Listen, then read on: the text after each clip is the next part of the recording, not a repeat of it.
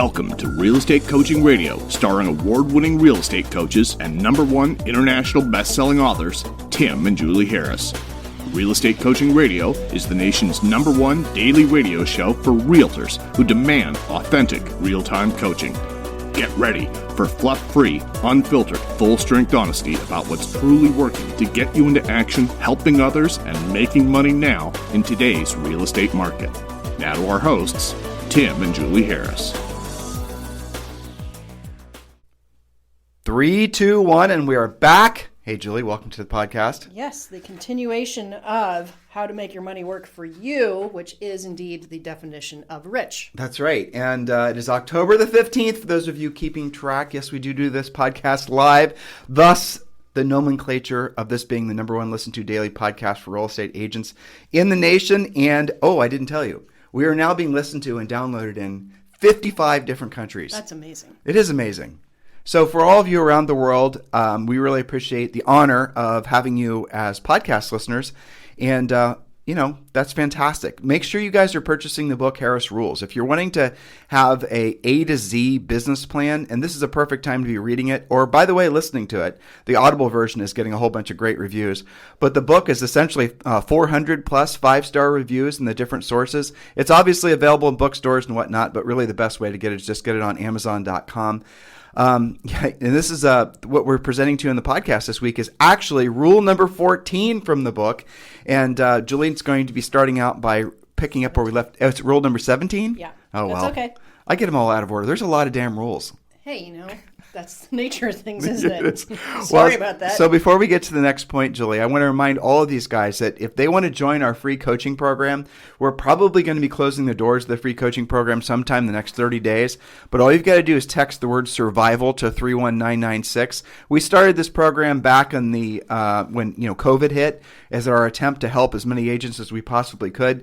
But now that we're rounding the bend, hopefully on the COVID pandemic towards the end of this year, we're going to get back to our knitting. And as such, the free coaching program is probably going to be closing down. So make sure if you've not jumped on board yet, it is, literally a free coaching program. And you will get a daily semi-private coaching call. In addition to that, you're going to get a lot of great books, Real Estate Treasure Map, Think and Grow Rich for real estate agents. 90-day massive action plan, all kinds of things. Right. No excuse but to be successful. That's right. And no, we do not give you Harris Rules because Harris Rules actually is it's a publisher relationship. Yeah, and so we cannot give a book away that basically is through an official publisher. It was not self-published. Otherwise, guess what? We would give it away. But in the meantime, yes, so if you want to be on the free coaching program, all you've got to do is text the word survival to 31996. Text the word survival to 31996. And Julie, I was just on a leadership call on EXP, and I have to say I'm hearing things coming out of EXP that are just so extraordinary. I don't want to, spend our time on the podcast talking too much about EXP Realty, but you guys, it does not matter what state you're in, what market you're in, what price range you're selling in, you better be paying attention to what EXP Realty is doing. There is absolutely no doubt on our minds that EXP and unfortunately Zillow and probably Open Door and Redfin are going to be the dominant players in real estate. But something I heard that was really exciting, if you guys listen to our Sunday podcast, you've already heard this, but EXP bought a company called Showcase IDX, and Showcase IDX is building for EXP a national portal, which is similar to Zillow or Realtor.com. But what they're going to do is those leads that are coming off the national search portal are going to go to the EXP agents. Now, I want you to think about that. Those of you who've been buying leads from Zillow and even Realtor.com, you become an EXP agent. Now, this isn't going to happen until next year, but it's on the radar, and that's pretty incredible. That gives you an indication of how big the guys at EXP are thinking. And also, there's more international expansion. What was it, yesterday, the day before? They announced that they opened up the entire massive country of South Africa. So now it's U.S., Canada, France, Portugal, Australia. They're trying to open up New Zealand, South Africa. I know I'm forgetting some. But EXP is going to be expanding globally at a very, very fast rate in the next 12 months. So look, if you're a stock picker, you might want to be also paying attention to it because at the beginning of the year, EXP is publicly traded on NASDAQ. It was less like $6 and $8 at the beginning of the year, $8 in like February. And now yesterday it closed at $60. So it's one of the, it's being talked about on CNBC. It's being talked about on, Motley Fool, a lot of other places as well. And the people are suggesting the stock picker types, which Julie and I are definitely not, but they're all suggesting that people buy EXPI. Well, as an EXP agent, you get EXPI shares for free for doing a whole bunch of different things that you normally would do, selling houses and things like that. So make sure you have it on your radar. If you want to talk to Julie and I more about joining EXP and being part of our team, we are absolutely interested in having that conversation with you. We started with EXP, well, Julie did officially, started with EXP last January, and it's been one of the best business moves and decisions we've ever made. So please do consider joining our EXP team. And if you want to talk to me about that directly, and yes, this is my cell phone, it's 512-758-0206, 512-758-0206. So Mrs. Harris, let's get back to the next point. Yes, indeed. So we've been talking about how to actually achieve what you personally would define as your rich. In other words, where your money is working for you and you're no longer working for it. So we've talked about an actual plan, right? So the difference between coaching and training is, trainers will say you need to go do this. You need to save more money. You need to pay off your debt. Okay, so coaches actually lay out a plan. They actually show you how to do it with a step-by-step process. So we talked about level 1 is just learning how to earn it in the first place, because it's pretty hard to invest it if you haven't learned how to systematically earn it. Then we talked. So go back. A little quick summary. Yeah, no problem. But go back and listen to the past 2 days podcasts, or even better, get the book Harris Rules. So we're using the book as our outline, like I said. But what we're going to do is we're going to be adding more anecdotal stories directly from our coaching experiences. So this isn't just a book on tape here, just so you guys know. Yeah. So Julie, let them go back for the sake of brevity and listen to the past 2 podcasts. So we walked you through level 1, level 2, level 3. And in level 3, we talked a lot about rental properties yesterday, and the point of that was creating some regular income.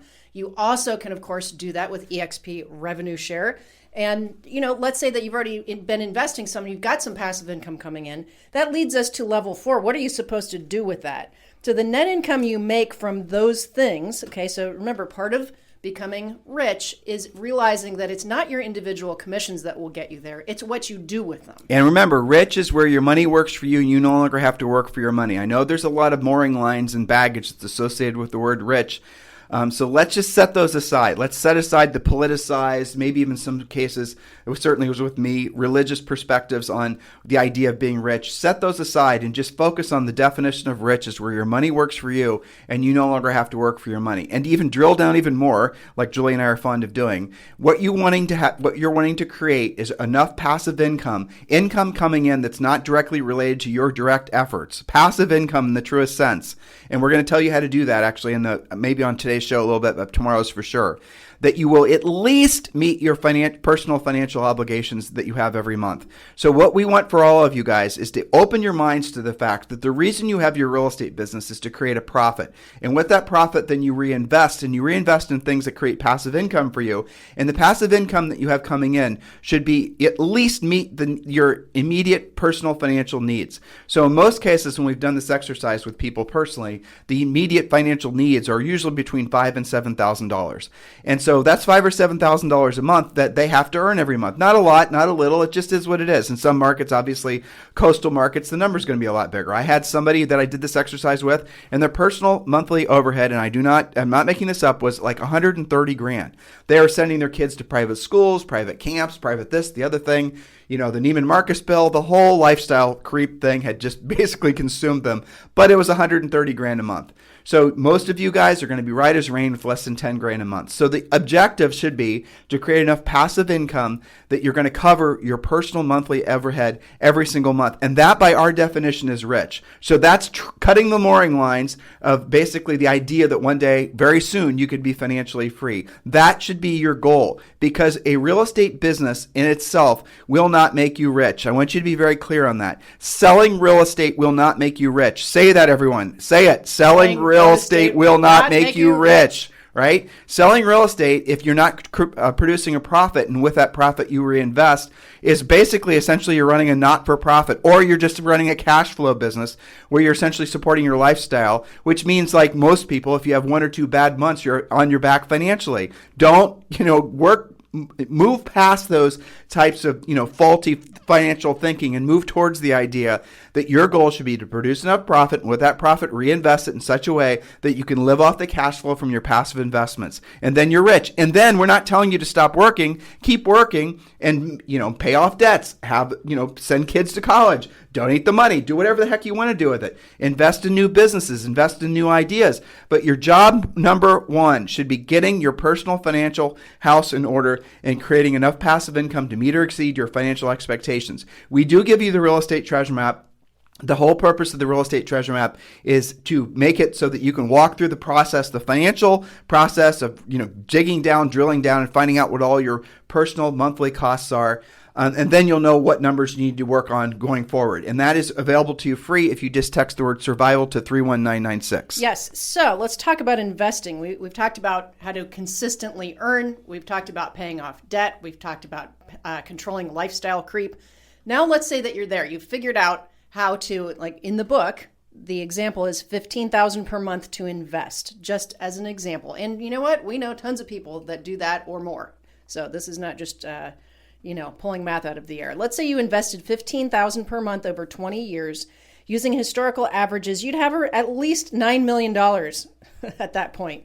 Remember, this is money being invested automatically from your passive income, your combination of different passive incomes, your above and beyond keeping the lights on at home.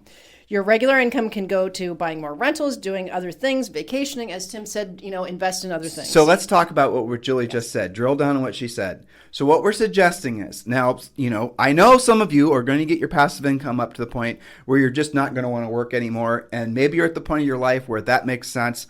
Not judging, just saying the rest of this message is not for you. What we suggest that you do is you get your passive income up to the point where it can cover your personal overhead, but instead of having it cover your personal overhead, you then put that passive income to work by reinvesting the income from the passive income. Do you understand, listeners? So let's say, for example, you had, I'm just making this up, but you had 3 rental properties, and each of the rental properties were throwing off, let's just say $1,500 a month, $18,000 a year. Between the, depreciation and the maintenance and upkeep and you maintaining the properties, let's just say there's no taxes on that, $18,000 a year. That's the way it usually works, by the way. So if you then take that $18,000, then what we want you to do, as opposed to spending it or living off of it, we want you to then reinvest that money in something other than real estate. And we are big fans of index funds. We're big fans of Vanguard index funds. Julie? Nice segue. Thank you You're very much. welcome. So consider diversifying with 3 funds. We are not stock analysts or advisors, but our research has revealed to us that the 3-fund plan is great for diversity after you have all of your other financial needs covered, right? So we're not talking about just, deciding to do this today if you still have, say, credit card debt you've got to pay off. So let me drill down on that. Yeah. So this is your homework, and I know Julie, this is in the book, but Yep. Go and Google Bogleheads. I always say that wrong. How do you think it's pronounced? I think it's Bogleheads. Bogleheads. But it's the Vanguard total. It's called TOT plus 0% technically. Well, it's the stock market index fund. So there's a whole bunch of index funds that Vanguard sells. And the ones that you're supposed to be considering picking are for your 3-fund or your 5-fund portfolio. It changes. So you need to be paying attention to it. It's not a set and forget thing, but you should be monitoring it. And here's the easiest way to do it. Open up an Ameritrade account.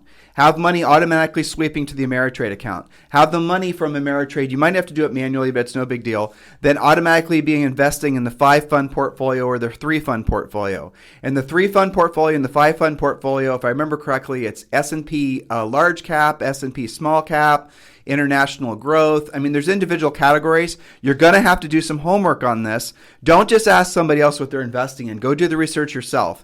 And I do this personally probably every 6 months. And I just did this actually. And I went in and I sold some of what was recommended as part of the 5-fund portfolio. I sold some of that that we purchased 2 years ago. And then I reinvested it in what now is a better mix for your 5-fund portfolio. I know this is all very confusing for some of you and it sounds very cryptic, but here's the simplistic way of thinking about it. First of all, get Harris Rules because it breaks it all down for you. Yep. But the next step is just Google Bogleheads. I think it's Bogleheads. It's bogleheads.org, BOGLE heads.org. Right. And then see what the consensus is for the 3-fund or the 5-fund portfolio. If you want to do the 3-fund, the only reason you do the 3-fund over the 5-fund is because it's easier to track. And then what you can do is you automatically start investing. Look, you can invest all of the profit from, let's say, the original thing that's producing the passive income, or you can invest half of it and then put the money towards something else. What agents will do almost always is they'll spend the money, or they'll basically, essentially put it all on red in Vegas and they'll lose the money. Agents have this sort of natural repulsion to accumulating wealth. Though it's not just agents, it's pretty much all Americans. And there's 2 things agents do incredibly well. Number 1 is not pay their taxes, and number 2 is not save money. So what we're doing, and we talked about this 2 shows ago, is we want you to create a system that's no longer dependent on your actually physically doing anything, right? So if job number 1 is obviously job number 1 is create a profitable business. Job number 2 is then take that profit and then don't spend it. Don't live off of it. Now, if you're of an age or if you're of a lifestyle where that's what you want to do, then go for it. And then reinvest the money that's coming from, so you have several buckets. You have the income bucket from your business. Then that produces profit. That profit then is then put into, maybe the first things that we'll suggest all of you invest in is rental properties. And you don't just look in your own backyard. Some of you living in expensive areas, you don't want to buy in those areas. Julian, how many states do we have properties in? 4? Texas, 5? North Carolina, Ohio. And now North Carolina. I said that first. Yeah, and Puerto Rico. Don't forget Puerto Rico. Yeah. Yeah. So we've invested in all those. Now, why do we invest in different states? First of all, we buy mostly nice middle-class style houses that are, suburbs of major cities. We look for areas that have diversity of employment, and we also look for areas that have universities. And moderate price ranges that you could sell tomorrow if you felt like it. Right. Nothing crazy, not 100-unit buildings or anything. Just stuff that if you decide to cash out one day, it'd be easy. And that's what you buy when you're putting together your portfolio. You're buying stuff that is essentially the bedrock type properties. We look for first-time buyer type properties because those always sell no matter what's going on in the market because people always need a place to live. Ideally, like our properties we have in Columbus, we started out there, but that's a great area because you have Columbus, Ohio. You have, not all of Columbus, Ohio, but, most of it.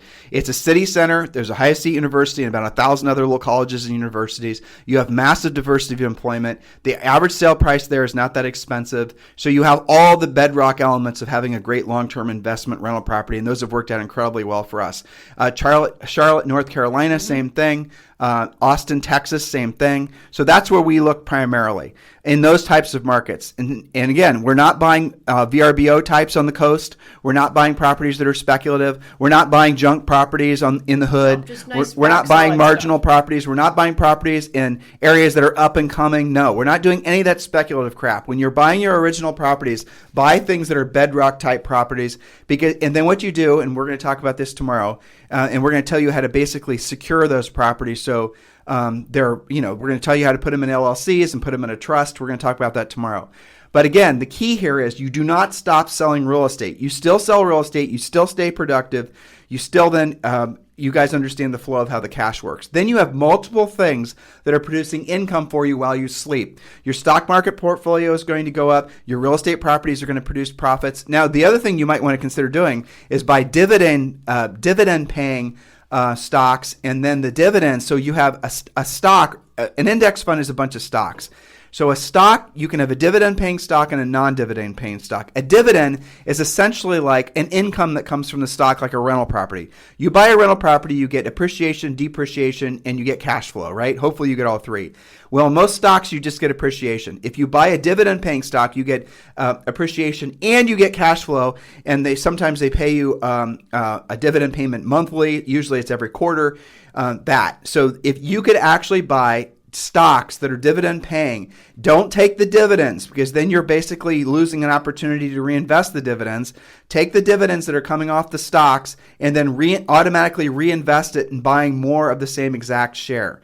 That's, again, another way to basically compound faster and make more money quicker. You see what we're doing here, guys? We're creating systems that basically create passive income, and then that money compounds for you.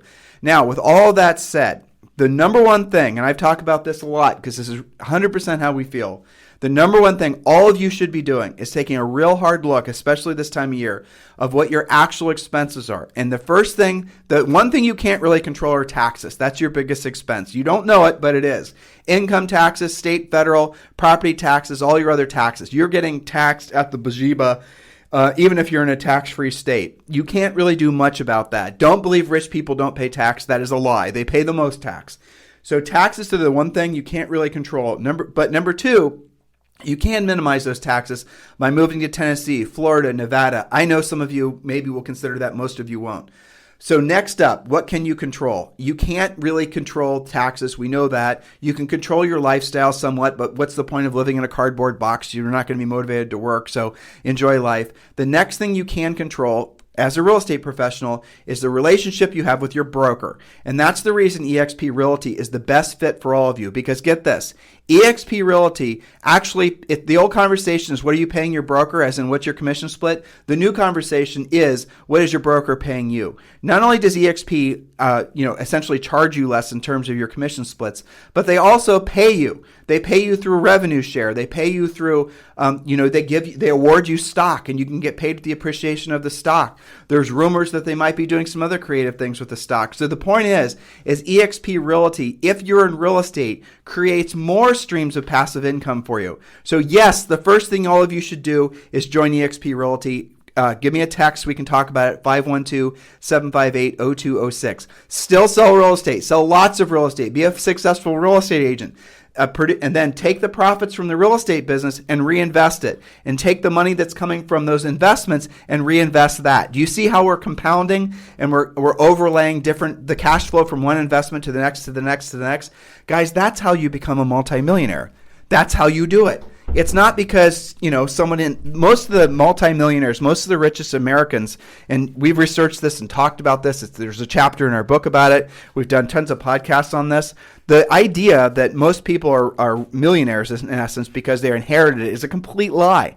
The number of people that are millionaires that inherited is like a ridiculously low percent. Most people who are single-digit millionaires, let alone people that are worth 5 million or deca millionaires, people that are worth 10, they've created it. And how have they created it? Number one way is through owning a small business. You've got that, check. But that by itself, unless you sell the small business, which you never will, nobody really buys real estate businesses, so that's not going to happen. So the way you're going to make money, the way you're going to become rich, where your money works for you, you no longer work for your money, is by reinvesting the profits and just follow the food chain of what we said. The first thing all of you should do is join eXp Realty, because eXp Realty actually has created multiple streams of income for you. And it's more profitable right out of the gates if it's just for the commission split for most of you. That's number one. Number two, the profits from your real estate business, then take those profits and reinvest those. And we strongly suggest you buy rental properties because you know it, you're going to be most comfortable with it. And you get a discount on it because you can buy your own listings, right? You following me here, listeners? That's what Julie and I did. And then from the profit from the rental properties, then reinvest that in the stock market. You see how one thing is feeding the other, feeding the other, feeding the other. And you have diversity of income. You have diversity of income sources. When you follow what I just said, you will accumulate more wealth passively than you can possibly imagine. Now, the plan that I just created for you, nobody told us how to do this. Julie and I figured this out ourselves. We read tons of books. We went to financial advisors and financial gurus, and here's what I found 99.9% of the time. They were not completely full of shit, but they were mostly full of shit, and they were trying to sell you something. So they were giving you advice to buy something that they're getting commissioned on, right? Nothing wrong with commissions. Don't, misunderstand what I'm saying. What I'm saying is they had a bias, and their bias was towards their own self-interest, not what was best for us. And our accountants never gave us great advice. And because I finally accepted the fact that an accountant's job is to get the forms filled out, and it's not to save you any real money. You have to bring the creative ideas to the accountant.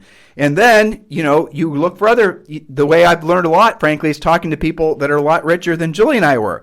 And, I'd cozy up to them and I'd ask them for advice and they'd point us in this direction or that direction. But even then, you have to be careful who you're taking advice from, because a lot of people are what we call in Texas, when Julie and I lived there, tall hat, no cattle. In other words, they act like they're something that they're not. And so if you go to one of those people and you ask them for advice, it's just as basically dubious as asking that financial planner for advice who's going to try to sell you some hybrid insurance product, basically, because he's getting a ridiculous percent of the commission on it. You get what I'm saying here? The plan I just gave you It does not require any commission. You're not paying any advisors. You don't have to overthink it. It's simple, it's elegant, and it works. And you can put it in place.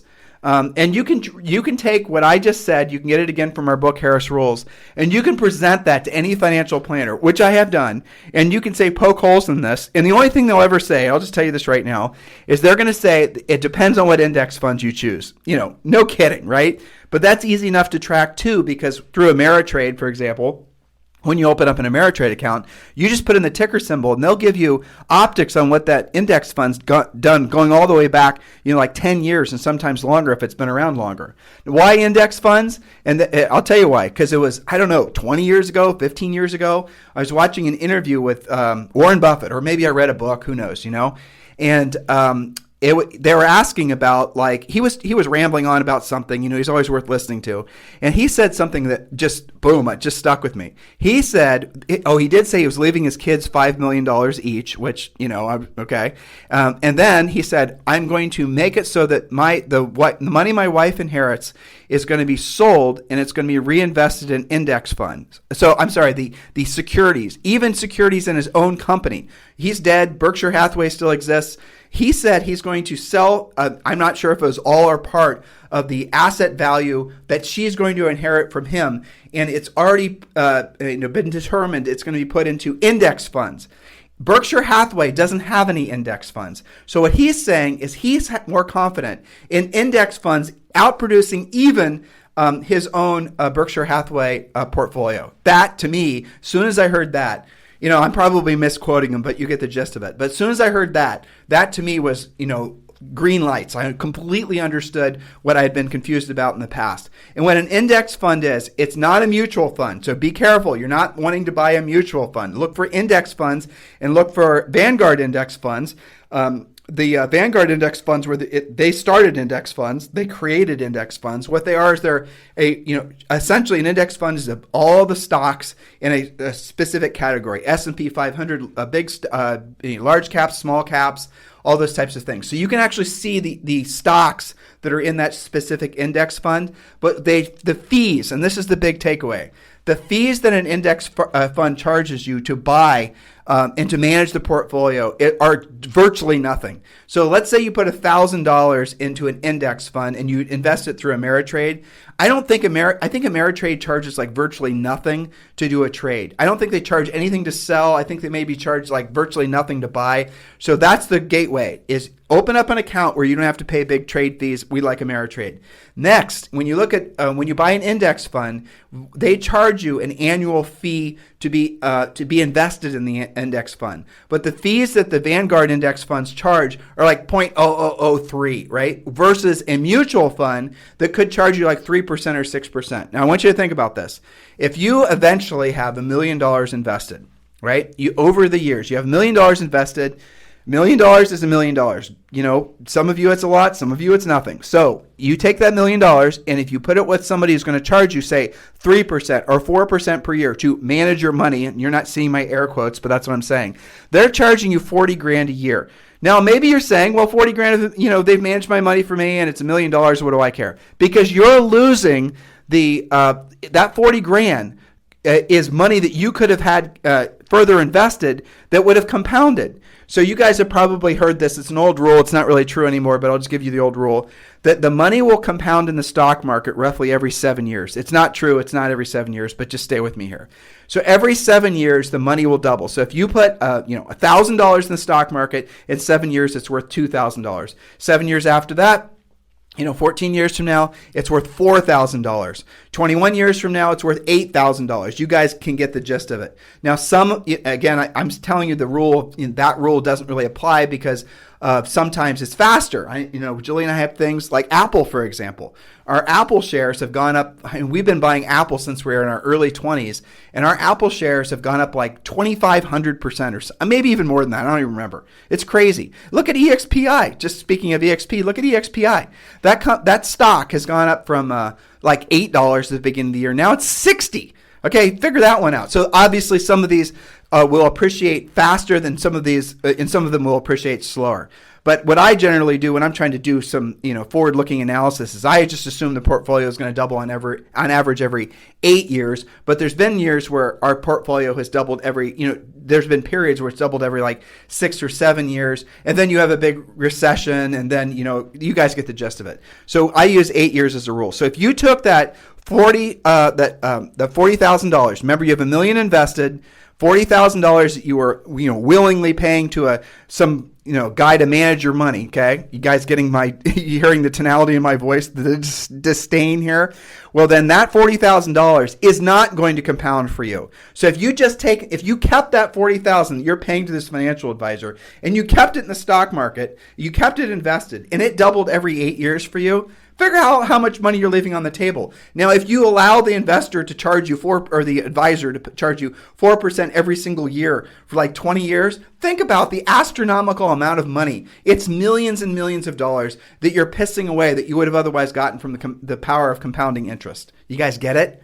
That's the amazing thing when you follow our financial plan. And again, there's no fees really associated. There's minimal fees, a little trade fee here, a little management fee there. But for the most part, this is a 100% on target way to diversify, not just, you're diversifying your business as a source of income, your EXP income is a source of income, your stock market portfolio is a source of income, your rental properties are a source of income. And one thing feeds the other, feeds the other, feeds the other. All of these things can be working in conjunction concurrently. And you need to take action on this stuff. I know some of you right now are saying, oh my gosh, Tim, this is way too complicated. It's not. It's simple. I promise you.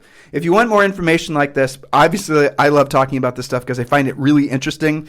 This has been what I just rolled out for you, and what we're going to be talking about tomorrow has been a lifelong pursuit for me, because this, I think personally, I don't think any of you guys will argue that the financial sector is intentionally confusing because they want you to feel like a dope, so you'll basically be paying dopey fees to them. There's no way that they don't want it to seem overwhelming, and that's the reason it's so complicated. It's like, it's way more even complicated than all the goofy terms that the real estate industry uses. Well, and it's easy to get sucked into that. It's easy to feel vulnerable. It's easy to feel stupid. And so that's the reason that you end up paying fees to people that really aren't providing any services to you that you could do yourself. I'm going to end with a funny story. I'm trying to think of which funny story to tell you. All right, I'll tell you this one. There was a competition between, I was going to tell you another Warren Buffett story, but let's not talk about Warren. I will tell you this. I know of several investment advisors that I personally know that live down here in Dorado, Puerto Rico. And these guys work for funds, or they manage, some of them are family funds. And let's not worry about what that means. But let's just assume they're managing, a boat crap ton of cash. And what they charge, so if you wanted to put your money in one of, maybe you're familiar with the term hedge fund, things like that. If you wanted to put your money into one of their funds, they charge you an annualized fee. And the annualized fee is like I described before. It might be 4%. Some of these guys are charging, like if you put in $1 million, don't be intimidated by the numbers, just stay with me for the concept. If you put in $1 million, then they'll charge you like maybe a 3% or $30,000 annual fee just to have it in the fund, and then they charge you some percent of the appreciation. So if the $1 million appreciates to $1.1 million, then not only do you owe them the 3%, but you might also owe them another 5% on top of that, or another. You guys get the gist of it. So you might owe them like $5,000 of the $100,000 appreciates. That's how they make their money. And there's a lot of other little ways they make their money. So I'm talking to some of these guys, and they're always very, very sheepish to tell you what they're investing in. But I've become friends with some of them, and here's what I've discovered. What a lot of these guys are doing is they look at the components in the top and the high-producing Vanguard index funds, and they're just buying those same components. A component is a stock. So what they're doing is they're looking to see what the elements of these top-producing, top return index funds are at Vanguard. That then becomes their portfolio mix, and that's then what they sell people into. So they figured that all the big brains at Vanguard have picked all these stocks, and they can then essentially replicate the returns. And then they go to people that are thinking they can't do it themselves, and then they say, well, look, you pay me this 4%, and you pay me 5% of the appreciation, and this is what the 20-year return has been, or the 10 years return has been, and this is this is called the ABC fund, and you can join in. You have to put in $100,000 or whatever. Okay, and what they're doing is they're just going into the market, and then they're buying the same exact stocks that make up a lot of these index funds. So you're just paying somebody to essentially repackage something you could have bought yourself directly from Vanguard for virtually nothing. You guys get it? But do be very education oriented on all this. Don't be intimidated by it. We talked the other day on the podcast about the two Tony Robbins books that Julie and I suggested that you read. They're in Harris Rules. I think he did a great job of cutting through the morass about all the fees that are charged in the financial industry. So look, guys, take all this stuff seriously. Hopefully I didn't bore any of you.